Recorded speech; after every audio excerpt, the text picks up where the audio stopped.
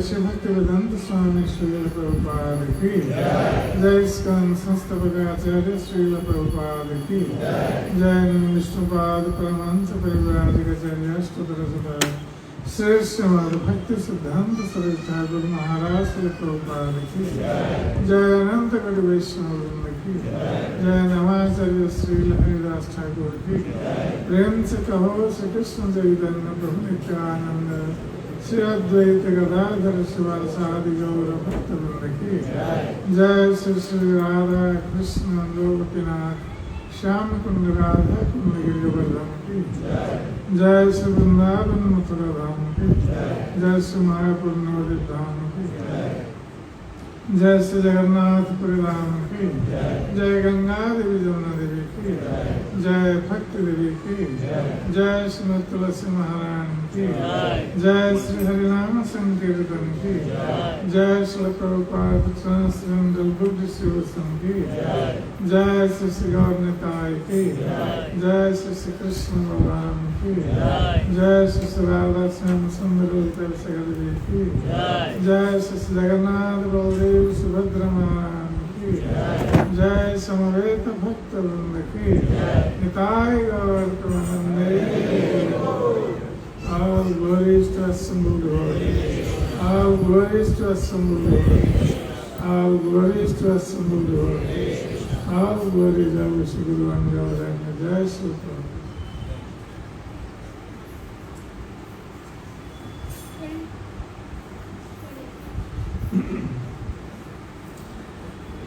आज यहाँ पर उपस्थित भक्त सज्जन वृंद और मातृवृंद, अभी हम लोग श्री जगन्नाथ जी की रथ यात्रा से लौट कर आए हैं और आप लोगों ने परसों यहाँ पर भी रथ यात्रा निकाली थी।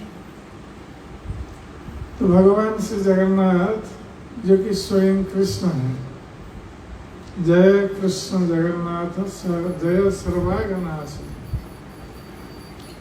तो भगवान कृष्ण ही जगन्नाथ के रूप में ब्रह्मा जी के द्वितीय परार्ध में द्वितीय 50 वर्ष में आविर्भूत हुए और जगन्नाथ जी बहुत कृपामय है।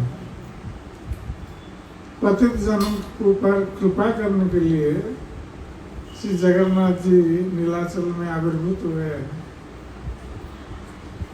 जब वो नील माधव के रूप में प्रकट हुए थे तो विश्वावसु की भक्ति के अधीन होकर उनकी सेवा ग्रहण कर रहे थे। और जब नील माधव अंतरित हुए ब्रह्मा जी के प्रथम 50 वर्ष के उपरांत, श्री जगन्नाथ बलदेव सुभद्रा के रूप में प्रकट हुए और सारे पतित जनों पर श्री जगन्नाथ जी कृपा कर रहे हैं। और विशेष रूप से इस रथ यात्रा के माध्यम से जो लोग जगन्नाथ जी के मंदिर में प्रवेश नहीं कर सकते, जा नहीं सकते, ये लोग बाहर जब जगन्नाथ जी आते हैं रथ पर आरूढ़ होकर, उनके दर्शन करने का अवसर प्राप्त होते हैं। और जगन्नाथ जी का दर्शन रथ पर करने से लाभ क्या होता है, जो शास्त्रों में बताया गया है, रथस्थं वामनं दृष्ट्वा पुनर्जन्म न लभ्यते। तो भगवान जगन्नाथ का रथ पर दर्शन करने से व्यक्ति का पुनर्जन्म इस संसार में नहीं होता है, वो भगवत धाम को प्राप्त हो जाता है। तो जगन्नाथ जी इतने कृपालु हैं, केवल दर्शन मात्र से ये फल प्रदान कर देते हैं।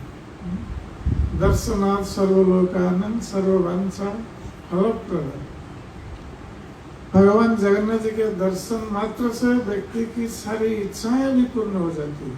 सर्ववंश फलप्रद, ये इतनी कृपामय है श्री जगन्नाथ जी। तो जगन्नाथ जी साल में एक बार निकलते हैं अपने मंदिर से, गुंडीचा मंदिर में जाते हैं जो वृंदावन है। गुंडीचा मंदिर ये जगन्नाथ जी का जन्म स्थान है। जगन्नाथ जी जब प्रकट हुए महाराज इंद्रद्युम्न के समक्ष, तो उससे पहले महाराज इंद्रद्युम्न ने 500 वर्ष तक 1000 अश्वमेध यज्ञ अनुष्ठान किया। उसी स्थान पर जहाँ अभी जगन्नाथपुरी में गुंडीचा मंदिर है, उसी स्थान पर उन्होंने 1000 अश्वमेध यज्ञ का अनुष्ठान किया था। इसलिए वो स्थान बहुत पवित्र है जहाँ अश्वमेध यज्ञ हुआ था। और जगन्नाथ जी भी जब प्रकट हुए दारू के रूप में, तो वहीं जगन्नाथ जी स्वयं, क्योंकि कोई भी कारीगर उनकी मूर्ति बना नहीं पा रहा था, तो जगन्नाथ जी स्वयं आकर एक वृद्ध कारीगर के रूप में अपनी मूर्ति उन्होंने बनाई है। कभी कभी लोग सोचते हैं कि जगन्नाथ जी की जो मूर्ति है ये अधबनी है, किंतु ये अधबनी नहीं है। ये जगन्नाथ स्वयं संपूर्ण है। ये जगन्नाथ जी का जो रूप, जबकि जगन्नाथ स्वयं कृष्ण है, कृष्ण बलराम और सुभद्रा, किंतु कृष्ण से जगन्नाथ जी का रूप भिन्न है। इसलिए है कि जगन्नाथ जी ने अपना महाभाव प्रकाश किया है। भगवान कृष्ण जब द्वारका में थे तो ब्रजवासियों के बारे में सोच रहे थे, ब्रजवासियों का विरह अनुभव कर रहे थे। जिस प्रकार ब्रज में ब्रजवासी लोग कृष्ण का विरह अनुभव कर रहे थे, उसी प्रकार द्वारका में भगवान श्री कृष्ण ब्रजवासियों से विरह का अनुभव करते थे। और कभी कभी रात में स्वप्न देखते थे भगवान श्री कृष्ण, और स्वप्न में कभी कभी पुकारते थे, हे राधे, हे ललित, हे विशाख। इस प्रकार कहकर वो पुकारते थे और रोते भी थे। ये भगवान कृष्ण की स्थिति थी द्वारका में। तो ये जो रूप है, एक बार द्वारका में रानियों ने सोचा कि हम भगवान कृष्ण की इतनी सारी सेवाएं करती हैं, किंतु भगवान कृष्ण तो हमारे कभी स्वप्न नहीं देखते हैं। ये ब्रजवासी गोपियों का स्वप्न देखते हैं, राधा रानी का स्वप्न देखते हैं। तो उन लोगों ने कृष्ण की कैसी सेवा की है, कैसा प्रेम किया है, जिसके कारण हमारे बीचों बीच रहकर भी कृष्ण अभी तक गोपियों को भूल नहीं पाए, श्रीमती राधा रानी को भूल नहीं पाए। इसलिए वो आश्चर्यचकित थे, क्योंकि हर रानी कृष्ण को प्रसन्न करने के लिए स्वयं सेवा करती थी। जैसे राजप्रसाद में बहुत सारे सेवक सेविकाएं होती हैं, तो रानियां सेवक सेविकाओं को नियुक्त नहीं करती थी कृष्ण की सेवा में, स्वयं अपने हाथ से कृष्ण की सेवा करती थी, कृष्ण को प्रसन्न करने। इसलिए वो आश्चर्यचकित थे कि कृष्ण हम लोगों का स्मरण नहीं करते हैं, किंतु गोपियों का, श्रीमती राधा रानी का स्मरण करते हैं और उनका स्वप्न में उनको देखते हैं और रोते भी हैं। इसलिए वो आश्चर्यचकित थे और वो जानना चाहती थी कि इन गोपियों ने कृष्ण की कैसी सेवा की है, जिसके कारण कृष्ण द्वारका में 16,000 रानियों के बीच रहकर भी गोपियों को भूल नहीं पाए। इसलिए उन लोगों ने सोचा कि कृष्ण की जो ब्रज लीलाएं हैं उसके बारे में हम किससे सुनेंगे, क्योंकि जो ब्रज में होगा, ब्रज में देखा होगा, वही बता सकता है कृष्ण की लीलाओं के बारे में। तो भगवान कृष्ण जब ब्रज में थे तो उस समय 2 व्यक्ति ब्रज में थे जो अभी द्वारका में है। एक तो बलराम जी हैं, बलराम जी भी उस समय ब्रज में थे, और एक रोहिणी माता रोहिणी भी उस समय ब्रज में थी और बलराम जी का जन्म ब्रज में ही हुआ। तो रानियों ने सोचा कि बलराम जी से तो हम पूछ नहीं सकते कृष्ण के ब्रज लीलाओं के बारे में, तो रोहिणी माता से पूछ सकती है। इसलिए सभी रानियां मिलकर रोहिणी माता से प्रश्न किए कि माता आप कृपा करके हम लोगों को बताइए कि कृष्ण की सेवा इन गोपियों ने किस प्रकार की है जिसके कारण अभी तक कृष्ण उनको भूल नहीं पाया। उनका प्रेम कैसा है कृष्ण के प्रति, ब्रजवासियों का प्रेम कैसा है कृष्ण के प्रति, ये हम जानना चाहते हैं। तो रोहिणी देवी ने कहा कि ठीक है, हम तो बता सकती हैं, किंतु कृष्ण तो ऐसे उनका ब्रजवासियों का और विशेष रूप से गोपियों का स्मरण करते हुए रोता रहता है, और यदि हम ब्रज की लीलाओं के बारे में, कृष्ण की लीलाओं के बारे में और गोपियों के प्रेम के बारे में बताने लगेंगे और कृष्ण आकर सुन लेगा तो पता नहीं उसकी अवस्था क्या होगी। इसलिए एक शर्त है कि मैं जहां पर ये कथा कहूंगी वहां पर इस प्रकार कृष्ण और बलराम नहीं आ पाए, जिससे कि वो नहीं सुन सकते। तो द्वारका में ऐसा कौन सा स्थान है जहां कृष्ण बलराम जा नहीं सकते? तो रानियों ने यह मनस्थ किया कि रानी अंतपुर में हम रोहिणी देवी से कृष्ण की ब्रजलीला के बारे में श्रवण करेंगे। किंतु रानी अंतपुर में कृष्ण तो आ सकते हैं किसी समय, और कोई प्रहरी या द्वारपाल तो यदि हम खड़ा करते हैं द्वार पर, तो द्वारपाल तो कृष्ण को रोक नहीं सकता। इसलिए कौन रोक सकता है कृष्ण को? यदि कृष्ण अकस्मात आ जाए तो उनको कौन रोक के रखेगा?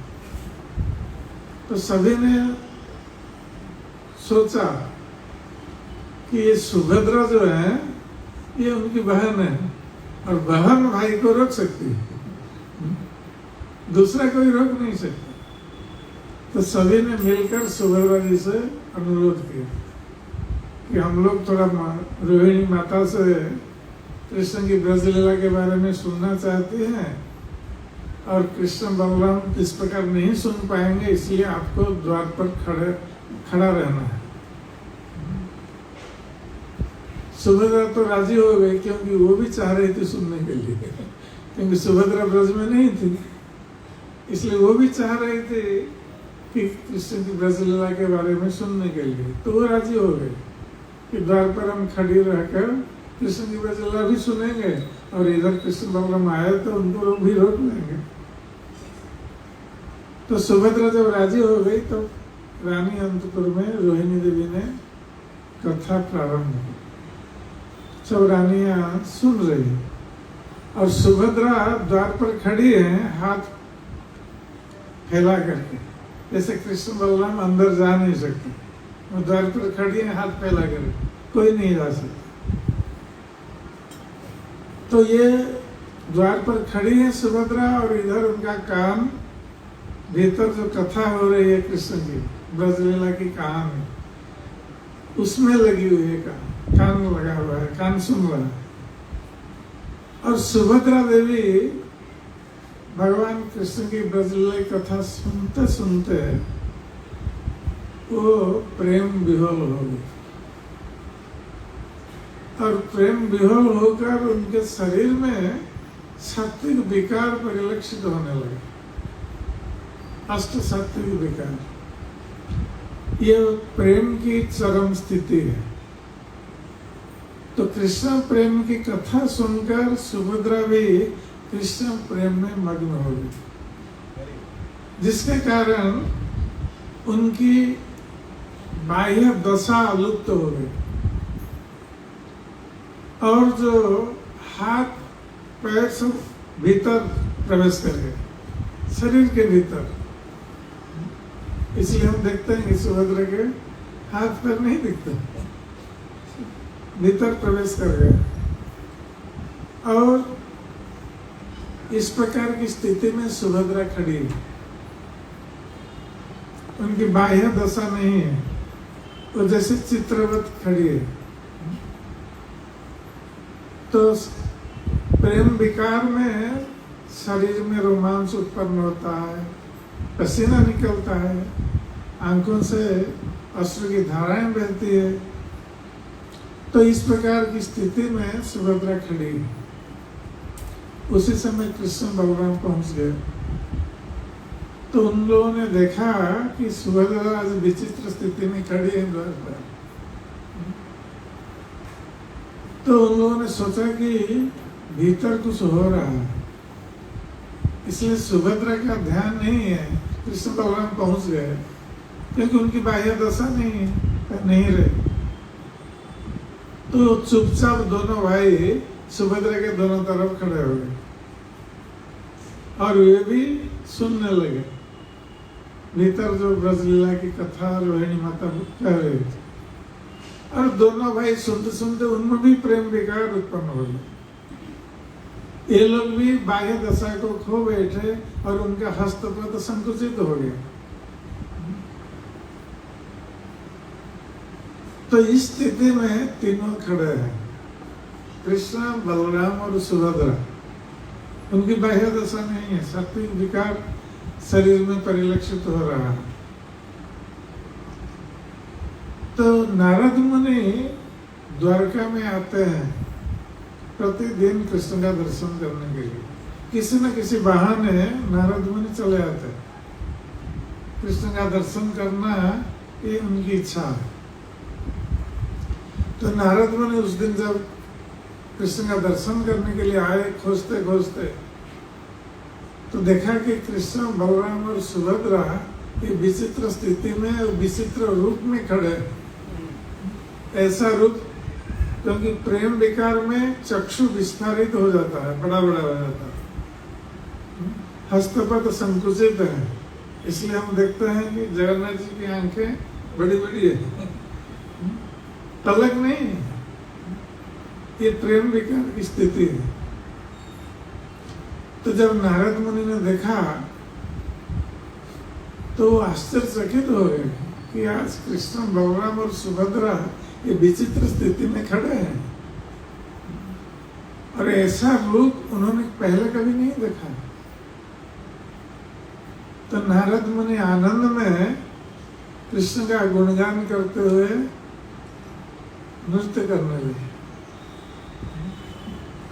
वीणा बजाते हुए तो कृष्ण का गुणगान करने लगे और नृत्य करने लगे। जब नारद मुनि का वीणा वादन और उनका संगीत उनके कानों में प्रवेश कर गया तो वो पूर्व स्थिति में तीनों आ गए, कृष्ण बलराम और सुभद्रा। तो नारद मुनि ने प्रणाम किया भगवान को और कृष्ण से कहा कि प्रभु आज ये आप जो विचित्र स्थिति में तीनों खड़े थे, इस प्रकार रूप का दर्शन हमने कभी पहले नहीं किया है। ये तो आपका प्रेम विकार रूप है, आप भक्तों के प्रेम में विभावित हैं। क्योंकि जिस प्रकार भक्त भगवान के प्रेम में विभावित होता है, उसी प्रकार भगवान भी भक्तों के प्रेम में विभावित होते हैं। ये भक्त और भगवान में ये संपर्क है। तो नारद मुनि ने कहा भगवान से कि ये तो मेरा परम सौभाग्य है कि आप तीनों का इस रूप में मैंने दर्शन किया, किंतु मैं चाहता हूँ कि आप इस रूप में सारे जगत को भी दर्शन दीजिए और सारे जगत के ऊपर कृपा कीजिए। तो ये नारद मुनि की कृपा है जगत के ऊपर। उन्होंने अनुरोध किया जगन्नाथ जी को, तो भगवान कृष्ण ने कहा कि तथास्तु, ठीक है, हम इसी रूप में प्रकट होंगे ब्रह्मा जी के द्वितीय परार्ध में, अर्थात द्वितीय 50 वर्ष ब्रह्मा जी की आयु के। तो ब्रह्मा जी के द्वितीय परार्ध में हम नीलाचल में प्रकट होंगे इसी रूप में, जगन्नाथ बलदेव सुभद्रा के रूप में। और ये जो रूप है भगवान कृष्ण बलराम और सुभद्रा का प्रेम विकार रूप है। ये भगवान आधा बने नहीं है। कभी कभी लोग सोचते हैं कि उनका हाथ नहीं बन पाया, आधे में रुक गया। ये नहीं है, ये उनका प्रेम विकार रूप है। और इसी रूप में वो जगत पर कृपा कर रहे हैं भगवान जगन्नाथ। और इनके दर्शन मात्र से व्यक्ति की सारी इच्छाएं पूर्ण हो जाती है। इतने कृपामय हैं जगन्नाथ जी। और इस प्रकार हम देखते हैं कि जगन्नाथ जी के कई भक्त भी हुए हैं। संसार में जगन्नाथ जी के कई भक्त हुए हैं। एक महान भक्त थे साल्वे, जो मुसलमान थे। और ये साल्वे वस्तुतः उनकी माता हिंदू थी, ब्राह्मणी थी। उस समय मुगल शासन था, तो जो कटक के मुगल शासक थे उन्होंने अपहरण कर लिया था साल्वे की माता, और उनके ओर से साल्वे का जन्म हुआ था। इसलिए उनकी माता जगन्नाथ जी की भक्त थी, ब्राह्मणी थी, हिंदू ब्राह्मणी, और जगन्नाथ के भक्त थे। इसलिए बचपन से उन्होंने साल्वे को जगन्नाथ जी के बारे में, कृष्ण के बारे में बताया था, उनकी भक्ति के बारे में बताया था। उनको इस संस्कार प्राप्त हुआ था। किंतु उनके पिता मुसलमान थे, इसलिए जब राज्यों पर आक्रमण करने के लिए निकलते थे मुसलमान शासक, तो साल्वे को भी जाना पड़ता था युद्ध के लिए। एक बार युद्ध में बहुत वो आहत हुए, शरीर क्षतरक्त हो गया।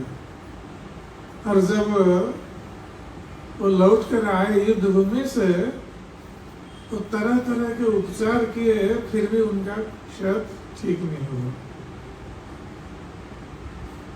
तो साल्वे बहुत दुखी थे इसके लिए। तरह तरह के उपचार करने के बाद भी उनका शरीर ठीक नहीं हो रहा है, बहुत कष्ट प्राप्त हो रहा है। तो उनकी माता ने ये उपदेश दिया, क्योंकि वो जगन्नाथ की भक्त थी। तो उन्होंने कहा कि बेटा तुम ये सब दवाई छोड़ दो, तुम केवल जगन्नाथ जी के ऊपर निर्भर करो और उनको पुकार। ये तुम्हारी इच्छा को पूर्ण करेंगे और तुम्हारे शरीर को स्वस्थ भी कर देंगे। उनकी कृपा के बिना कुछ संभव नहीं है। तो साल्वे ने माता की बातों पर भरोसा करके उसको दवाई छोड़ दिया और जगन्नाथ जी को पुकारने लगे। तो साल्वे ने बहुत सुंदर सुंदर भजन लिखे हैं, जो उड़ीसा में बहुत प्रसिद्ध हैं। बहुत हृदय स्पर्शी भजन, जो हृदय से बोल रहे हैं जगन्नाथ जी। तो वो जगन्नाथ जी से प्रार्थना करने लगे, और वो रात में सोए हुए हैं, जगन्नाथ जी को स्वप्न में देखते हैं।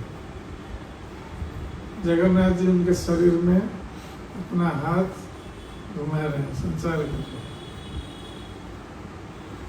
तो जब सुबह उठते हैं, देखते हैं कि उनका शरीर ठीक हो गया।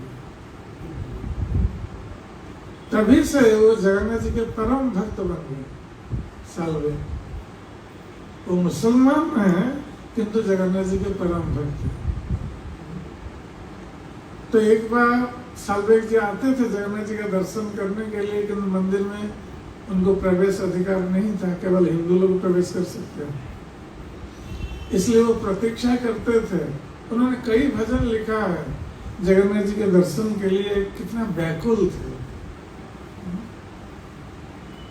कि वो भजन में लिखते थे कि मैं जगन्नाथ जी का दर्शन अवश्य करूंगा, और यदि जगन्नाथ जी के सिंहद्वार पर द्वारपाल हमें रोकेगा, हम उसको ठेल करके भीतर प्रवेश करेंगे और जगन्नाथ जी का दर्शन करेंगे। इतनी व्याकुलता। और प्रतीक्षा करते थे इस रथ यात्रा के अवसर पर। जो जगन्नाथ जी के मंदिर में जा नहीं सकते, वो रथ यात्रा के अवसर पर प्रतीक्षा करते हैं जगन्नाथ जी का दर्शन करने के लिए, क्योंकि जगन्नाथ जी इस रथ यात्रा के समय सभी लोगों को दर्शन देते हैं और सभी की इच्छा पूर्ण करते हैं। तो शास्त्र में जिस प्रकार बताया गया है कि रथस्थं वामनं दृष्ट्वा पुनर्जन्म न लभ्यते, तो जगन्नाथ जी का रथ पर दर्शन करने से व्यक्ति इस जन्म मृत्यु के चक्र से मुक्त हो जाता है, संसार का बंधन से मुक्त हो जाता है, संसार के कष्टों से, दुखों से मुक्त हो जाता है और भगवान के चरण कमल को प्राप्त होता है। तो साल्वे एक बार कृष्ण की लीलाओं के बारे में उन्होंने सुना था, इसलिए वो वृंदावन आए और वृंदावन में कृष्ण की लीला स्थलियों का दर्शन किया, यमुना में स्नान किया, गोवर्धन पर्वत की परिक्रमा की, और उनको रथ यात्रा से पहले जगन्नाथपुरी लौट जाना था। और उस समय कोई गाड़ी नहीं थी, पैदल सब आना जाना करते थे। तो पुरी से वो पैदल आए थे वृंदावन, और वृंदावन से पैदल पुरी जा रहे थे, जिससे कि रथ यात्रा से पहले वो जगन्नाथ जी को रथ पर दर्शन कर सके। तो साल्वे जी जब रास्ते में आ रहे थे, वो बीमार पड़ गए। तो जब बीमार पड़ गए और चल नहीं सके, तो उनके मन में बहुत दुख हुआ कि इस बार जगन्नाथ जी का दर्शन हमें नहीं हो पाएगा रथ यात्रा के अवसर पर। तो वही रहकर उन्होंने जगन्नाथ जी से प्रार्थना की कि हे प्रभु, आप मुझ पर इतनी सी कृपा कीजिए कि मैं जब तक पुरी में, जगन्नाथपुर में ना पहुंच पाऊं, तब तक आप रथ पर बने रहिए, रथ पर ही रहिए, रथ से नीचे मत जाइए।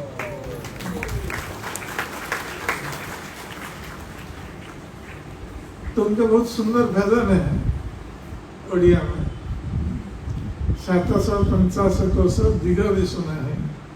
मोह जीवा जाए नंदी घोषे तिवा रही। तो साल्वे प्रार्थना कर रहे हैं कि मैं जब तक वहां पहुंचू तब तक आप नंदीघोष रथ में बैठे रहिए। तो जगन्नाथ जी ने उनकी प्रार्थना सुन ली और जगन्नाथ जी का रथ यात्रा के दिन रुक गए। तो जितने सारे लोग खींच रहे हैं रथ को, रथ आगे नहीं बढ़ रहा। और उस समय राजा लोग, जो पुरी के गजपति महाराज होते हैं, तो उन्होंने देखा कि रथ आगे नहीं चल रहा है, तो हाथियों को लगाया कि हाथी लोग खींचेंगे रथ को। किंतु हाथियों को लगाने के बाद भी रथ आगे नहीं चल रहा। तो सभी लोग आश्चर्यचकित हो गए कि जगन्नाथ जी का रथ क्यों नहीं चल रहा है। हो सकता है कि कोई भक्त की प्रतीक्षा जगन्नाथ कर रहे हैं। ऐसा बहुत बार हुआ है। एक बार, ये तो 500 वर्ष की कथा हम कह रहे हैं, अभी अभी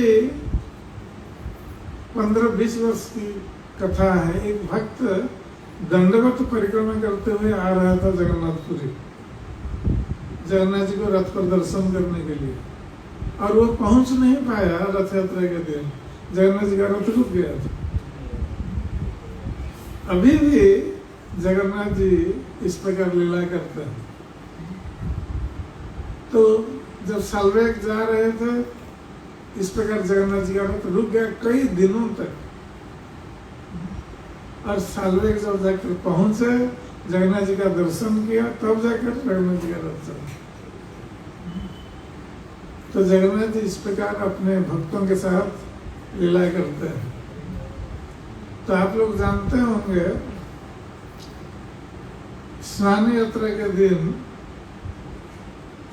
जगन्नाथ जी का एक विशेष वेश होता है। कौन सा वेश है? गज, हाथी वेश। और इसके पीछे एक कथा भी है कि जगन्नाथ जी का क्यों उस दिन हाथी वेश होता है। एक विद्वान थे, वो कर्नाटक के थे, उनका नाम था गणपति भट्ट,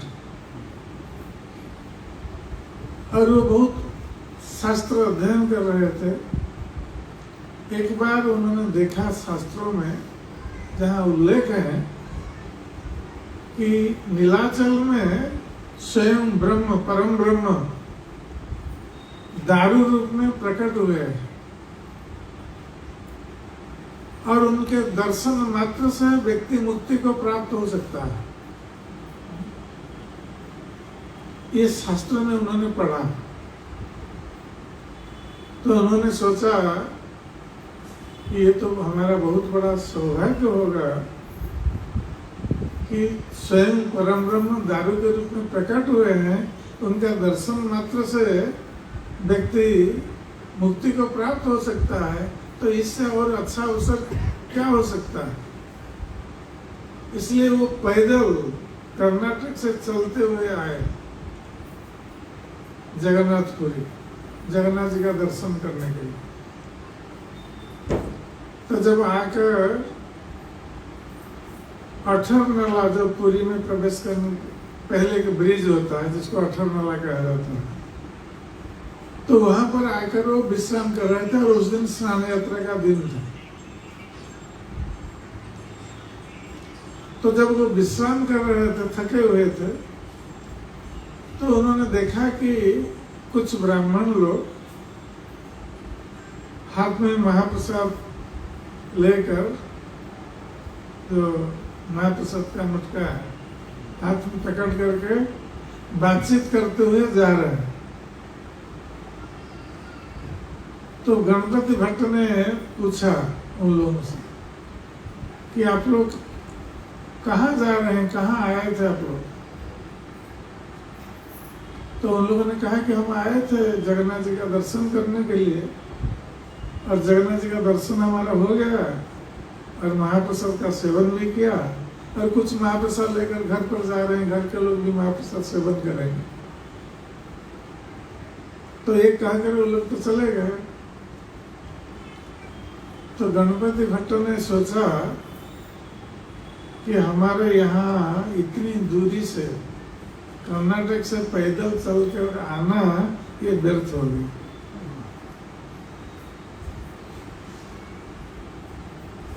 तो अब हमें यहाँ नहीं रुकना है, हमें लौट जाना है कर्नाटक। ये सोच करके वो लौटने वाले थे, और जगन्नाथ जी को पता चल गया, क्योंकि जगन्नाथ जी सबके हृदय में है, परमात्मा के रूप में। तो जगन्नाथ जी को पता चल गया कि ये भक्त आया था, कर्नाटक से आया है उनका दर्शन करके मुक्त होने के लिए। अब इन ब्राह्मणों को देखकर वो सोच रहा है कि वो मेरा दर्शन नहीं करेगा और घर लौट जाएगा फिर कर्नाटक। तो जगन्नाथ जी एक ब्राह्मण के रूप में आए। तो ब्राह्मण के रूप में आकर गणपति भट्ट से पूछा कि आप कहाँ से आए हैं? तो गणपति भट्ट ने कहा कि हम कर्नाटक से आए हैं। आप इधर क्यों बैठे? ना हम आए थे जगन्नाथ जी का दर्शन करने के लिए। हमने शास्त्रों में पढ़ा यहाँ परम ब्रह्म दारू ब्रह्म के रूप में प्रकट है, उनके दर्शन मात्र से व्यक्ति को मुक्ति मिल जाती है, इसलिए हम मुक्ति प्राप्त होने के लिए आए थे, दर्शन करके मुक्ति प्राप्त होंगे। किंतु हम तो यहाँ देखते हैं कि यहाँ लोग आते हैं, दर्शन करते हैं और फिर घर लौट करके जाते हैं, उनकी तो मुक्ति होती नहीं। तो हमारा आना यहाँ इसलिए व्यर्थ हो गया। हम जिस उद्देश्य से आए थे कि दर्शन करके मुक्ति प्राप्त होंगे, तो ये लोग तो दर्शन करके घर जा रहे हैं, इनकी तो मुक्ति नहीं हुई। तो इसलिए हम सोच रहे हैं कि हमारा आना यहाँ व्यर्थ हो गया और हम अभी लौट जाना चाहते हैं। तो ब्राह्मण ने कहा कि ये लोग जो जिन लोगों की बात आप कह रहे हैं, ये लोग जब घर से निकले, यही मनस्थ करके ये लोग निकले हैं कि हम जगन्नाथपुरी जाएंगे, जगन्नाथ जी का दर्शन करेंगे, महाप्रसाद सेवन करेंगे और कुछ महाप्रसाद लेकर घर लौट करके आएंगे। ये लोग तो मुक्ति के लिए आए नहीं थे। इन लोगों ने जो मनस्थ किया था, जो इच्छा की थी, जगन्नाथ जी ने उनकी इच्छा पूरी कर दी। वो घर लौट रहे हैं और घर लौटने के लिए आए थे, मुक्ति के लिए नहीं। तो गणपति भट्ट समझ गए, हाँ ये तो सत्य है, क्योंकि वो तो मुक्ति के लिए आए नहीं, ये मनस्थ करके आए हैं, तो भगवान ने उनकी इच्छा पूरी की। तब उस ब्राह्मण ने कहा कि आप जाइए, दर्शन कीजिए, आपकी इच्छा पूरी होगी। तो गणपति भट्ट निकले जगन्नाथ जी का दर्शन करने के लिए। तो जब जाकर दर्शन करते हैं गणपति भट्ट दूर से, क्योंकि जगन्नाथ जी तो उस समय स्नान मंडप पे होते हैं, इसलिए बड़दंड से भी कोई भी दर्शन कर सकता है जगन्नाथ जी। मंदिर से बाहर चले आते हैं स्नान वेदी पर। तो गणपति भट्ट जब गए दर्शन करने के लिए, देखा जगन्नाथ जी के रूप को,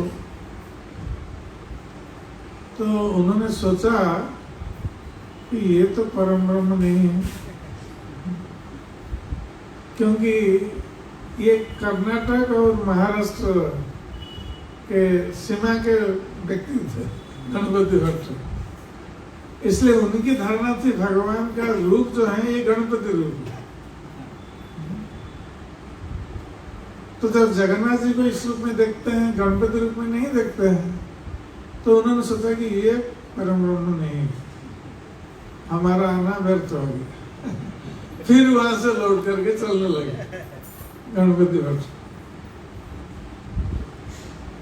तो जगन्नाथ जी को पता चला कि ये मुझे गणपति रूप में देखना चाहता है। तो उस समय जो मुदिरथ हैं, जो गजपति महाराज के प्रतिनिधि होते हैं, मुदिरथ उनको कहा जाता है। जब गजपति महाराज की सेवा रहती है जगन्नाथ जी की, जैसे झाड़ू लगाना और कई तरह की सेवाएं होती हैं, जब गजपति महाराज नहीं आ पाते हैं जगन्नाथ जी की सेवा में, तो ये मुदिरथ आते हैं उनके प्रतिनिधि बनकर। तो स्नान यात्रा के दिन मुदिरथ आए हुए थे सेवा के लिए, और सारा दिन थके हुए थे, जाकर वो मंदिर के भीतर सो रहे थे मुदिरथ। तो जब ये गणपति भट्ट लौट करके जा रहे हैं बड़दांड में, और वहां मुदिरथ सो रहे हैं मंदिर के भीतर, तो जगन्नाथ जी ने स्वप्न में मुदिरथ को आदेश दिया कि तुम तुरंत उठो, और मेरा भक्त आया था मेरा दर्शन करने के लिए, अभी वो वापस लौट करके जा रहा है और वो मुझे गणपति रूप में दर्शन करना चाहता है। तुम तुरंत जाकर उसको बोलो कि अब वो आकर दर्शन करेगा तो मुझे गणपति रूप में दर्शन प्राप्त हो। तो मुदिरथ तुरंत उठे और भगवान का आदेश है, जगन्नाथ जी का आदेश है, तुरंत दौड़ कर गए कि कौन भक्त आया था वो लौट करके जा रहा है। बड़वन में जाकर देखा कि ये गणपति भक्त लौट करके जा रहे हैं। तो मुदिरथ ने कहा कि आप कहाँ जा रहे हैं? तो उन्होंने कहा कि हम आए थे परम ब्रह्म का दर्शन करने के लिए, किंतु ये तो परम ब्रह्म नहीं है, इनके गणपति रूप नहीं है, इसलिए हम लौट करके जा रहे हैं। तो मुदिरथ ने कहा कि क्या आपने अच्छी तरह दर्शन किया? जगन्नाथ जी को अच्छी तरह दर्शन किया? हाँ, हमने तो देखा। नहीं, आपने अच्छी तरह दर्शन नहीं किया। आप इस बार जाइए, इस बार जाकर अच्छी तरह पास में जाकर दर्शन कीजिए। आप जिस रूप में दर्शन करना चाहते हैं उसी रूप में आपको दर्शन मिलेगा। तो गणपति भट्ट पुनः प्रभावित होकर पुनः लौट करके गए। और उस समय लोगों को पास में दर्शन करने के लिए छोड़ दिया जाता है, तो वो गए पास में दर्शन करने के लिए। और जाकर दर्शन कर रहे हैं तो देख रहे हैं कि जगन्नाथ जी गणपति रूप में।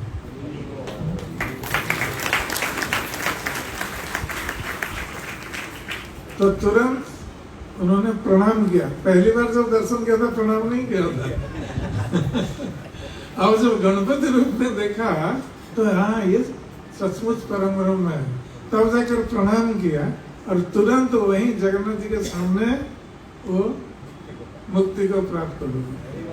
जय जगन्नाथ स्वामी की।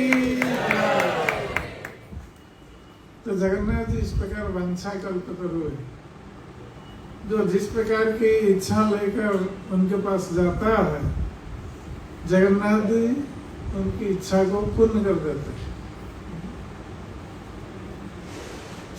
इसलिए कहा गया है कि दर्शनात् सर्वलोकानां सर्ववांछा फलप्रदम्। ये दर्शन मात्र से सारे लोगों के इच्छाओं को जगन्नाथ पूर्ण करते हैं, फल प्रदान करते हैं। ऐसे वांछा कल्पतरु।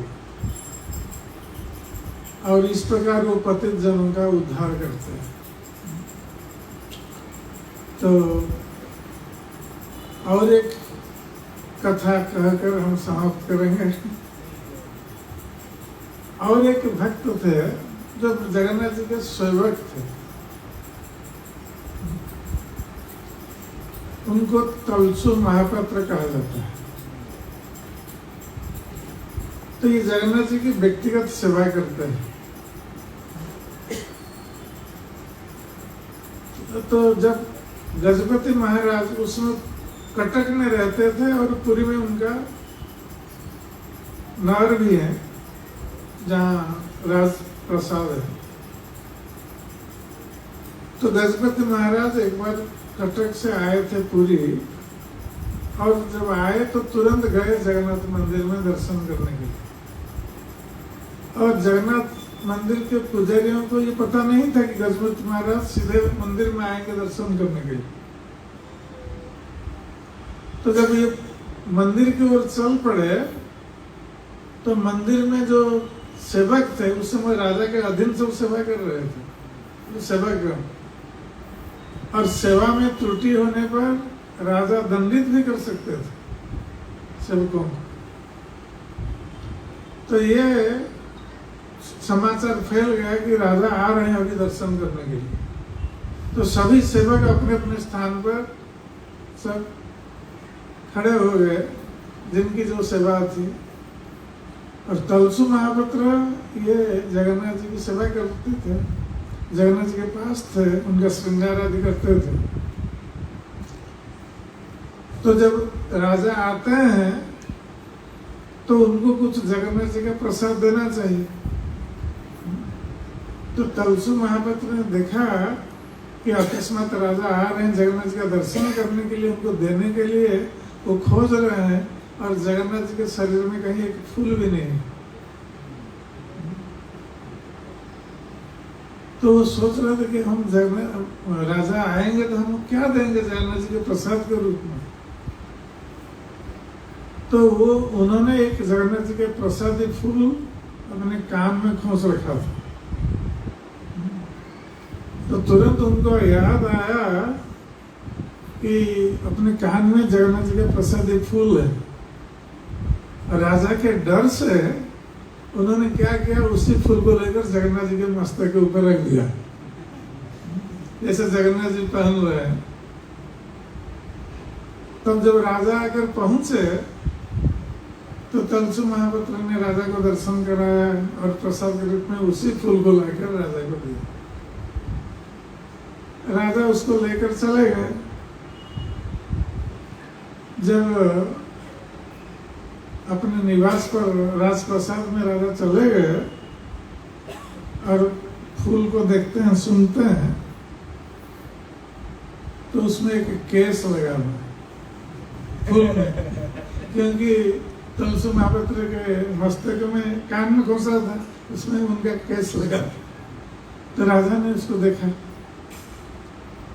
तो उन्होंने तुरंत तलसु महापात्र को बुलाया, और तलसु महापात्र समझ गए कि अब तो मुझे राजदंड प्राप्त होगा। तो जब आए तो राजा ने तलसु महापात्र से पूछा कि तलसु महापात्र जी, ये जगन्नाथ जी के मस्तक में कब से ये केस उठने लगे?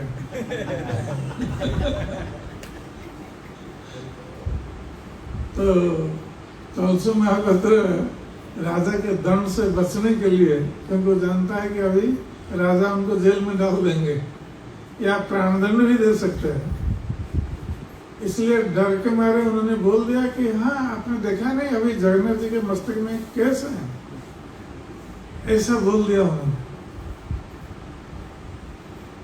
तो राजा ने कहा अच्छा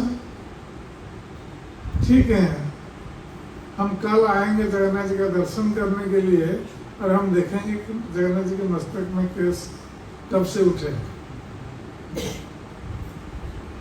तो तलसु महापात्र तो चले गए, उस समय तो बच गए, किंतु उनको पता था कल जगन्नाथ जी के मस्तक में केस नहीं होगा और राजा मुझे मृत्युदंड प्रदान करे। ये सोच करके वो घर पर गए। रात में कुछ खाना फाना नहीं खाया, क्योंकि अब मृत्यु आसन्न है, मृत्युदंड मिलने वाला है। तो रात में उन्होंने कुछ 20 बटल अपने पास रखा और सोए, मस्तक के पास रखे हैं। रात भर सोच रहे कि राजा के हाथ से मृत्यु से पहले हम विष पान करके हम शरीर त्याग देंगे। रात भर जगन्नाथ से प्रार्थना भी कर रहे हैं और सोचते हैं कि जगन्नाथ हमें कैसे बचाएंगे राजा के दंड से, हमें तो पता नहीं है। फिर भी तो जगन्नाथ जी से प्रार्थना करते करते इस प्रकार सोचते सोचते नींद नहीं आ रही थी, अचानक उनको नींद आ गई और वो सो गए। बीज पान करना भी भूल गए, सो गए जब। तो फिर उनका कर्तव्य है मंदिर में जाना है। तो जब मंदिर में गए तो राजा आने वाले थे। तो जब राजा आए तो उन्होंने क्या किया, देखा जगन्नाथ जी के मस्तक में अपने हाथ घुमा लिया राजा ने, ये देखने के लिए कि जगन्नाथ के मस्तक में कैसा है या नहीं। किंतु सचमुच राजा ने जब हाथ घुमाया, राजा के हाथ में कुछ केस स्पर्श हुआ, केस का स्पर्श हुआ, तो राजा ने सोचा कि तलसु महापात्र ने कोई लगा करके फेविकॉल या गम लगा करके केस लगा दिया जगन्नाथ जी के मस्तक में हमें दिखाने के लिए, इसलिए राजा ने खींच लिया उस केस को। और जब खींचते हैं राजा केस को, तो जगन्नाथ जी के मस्तक से खून निकलता है, रक्त निकलता है। राजा तो आश्चर्यचकित हो गए कि जगन्नाथ जी के मस्तक से खून निकल रहा है और उनके मस्तक में केस हैं, तो इसका अर्थ है कि जगन्नाथ जी अपने भक्त पर कृपा करने के लिए इस प्रकार की लीला कर रहे हैं, अपने भक्त को बचाने के लिए। तलसु महापात्र तो उनका सेवक रहा है जीवन भर, एक छोटी सी गलती के लिए उसको प्राणदंड मिलने वाला था, किंतु भगवान जगन्नाथ इस प्रकार लीला करते हुए अपने सेवक को बचा रहे हैं। तो राजा समझ गए ये जगन्नाथ जी की तलसु महापात्र पर विशेष कृपा है, इसलिए राजा ने तलसु महापात्र से क्षमा प्रार्थना, दंड देने के स्थान पर क्षमा प्रार्थना की, इसलिए कि आप जगन्नाथ जी के इतने प्रिय सेवक हैं कि आपके लिए जगन्नाथ जी मस्तक में केस भी धारण कर सकते हैं। तो ये सोचकर राजा बहुत जगन्नाथ जी से प्रार्थना की, क्षमा याचना की कि प्रभु मुझसे बहुत बड़ी गलती हो गई, आप मुझे क्षमा कीजिए।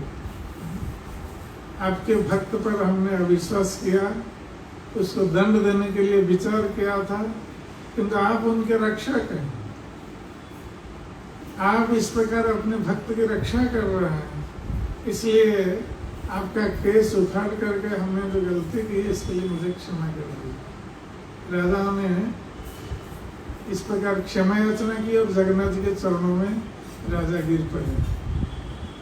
तो इस प्रकार जगन्नाथ जी अपने भक्तों के लिए तरह तरह की लीलाएं करते हैं और भक्तों की रक्षा करते हैं, भक्तों के प्रेम को बढ़ाते हैं। इस प्रकार कई भक्त हैं और कई तरह की लीलाएं जगन्नाथ जी की हैं, जो कहने के लिए तो कई दिन लगेंगे। तो आज हम यही विश्राम देते हैं जगन्नाथ जी की लीलाओं को। जय श्री जगन्नाथ बलदेव सुभद्रा महारानी की